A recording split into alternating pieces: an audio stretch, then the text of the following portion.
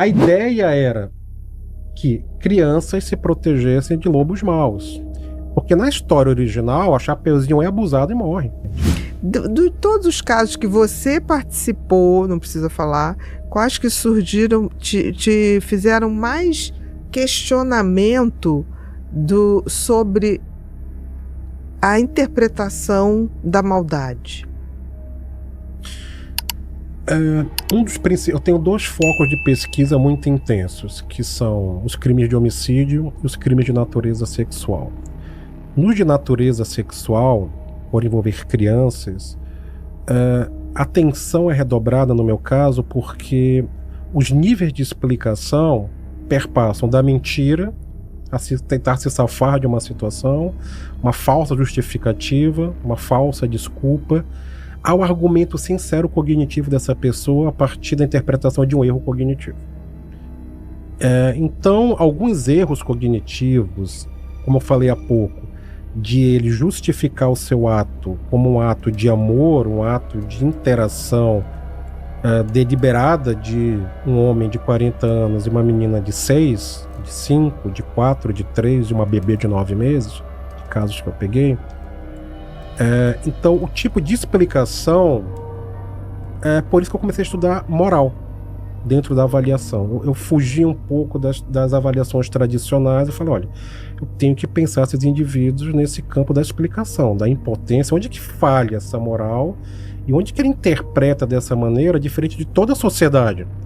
Eu não penso assim como homem, conheço 300 mil que não conhecem, mas tem um grupo específico aqui que pensa e dá essa justificativa. E deu uma vez, e deu 2, e deu 3, e deu 4, e deu 1.000, deu 2.000. Tem uma tabela que a gente vai trabalhando isso. Não é uma coincidência. Isso aqui é um traço disfuncional nesse tipo de indivíduo. Então, nos crimes sexuais, principalmente de vulneráveis, me choca mais, primeiro, por serem crianças. Por ser vulneráveis. Por serem vulneráveis. Inclusive, quando eu escrevi esse livro, que foi fruto do meu... Tem a capa aí, Rô? O dilema das crianças de vermelho, quando os abusadores decidem agir. Que foi até tema do meu doutorado. Do Secrim. Temos aí? Ah, tá aqui, tá aqui. Pronto. Isso. Quando eu escrevi esse livro, é baseado na história da Chapeuzinho Vermelho. Tá vendo ali o Chapeuzinho Vermelho. Quando o Pierrot, que foi o primeiro autor que escreveu sobre a Chapeuzinho Vermelho, ainda na França, uma França pós-medieval, a ideia era que crianças se protegessem de lobos maus. Porque na história original, a Chapeuzinho é abusada e morre. Jura? Eu não sabia disso.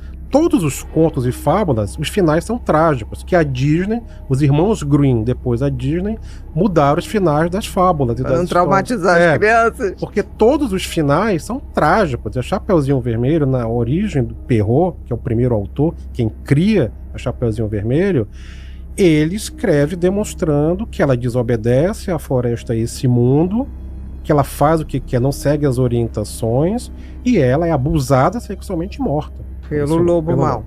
E esse lobo seria o psicopata da época, possivelmente. Uhum. Então, avaliando criminosos, mas eu avalio vítimas também, uma das coisas que eu percebi é esse dilema das crianças, porque muitas vezes, infelizmente, Ana, os abusadores são pais, avós, tios, irmãos, primos, padrastos, e crianças mais velhas, pré-púberes, entram no dilema: eu vou acabar com minha família, é o marido da minha mãe, é quem nos ajuda, Eu já ouvi muito isso, de crianças chorarem, sentindo culpada, a culpa é minha, hoje minha mãe passa necessidade, a gente não tem mais casa, de muitos casos que eu vivi. É verdade. E aí eu pensei nesse título, o dilema das crianças de vermelho, porque tem o dilema delas, das vítimas, eu falo ou não falo. Quando você vai para uma escuta especializada, uma avaliação psicossocial forense para responder para um juiz se essa criança foi abusada realmente, então tem uma dor,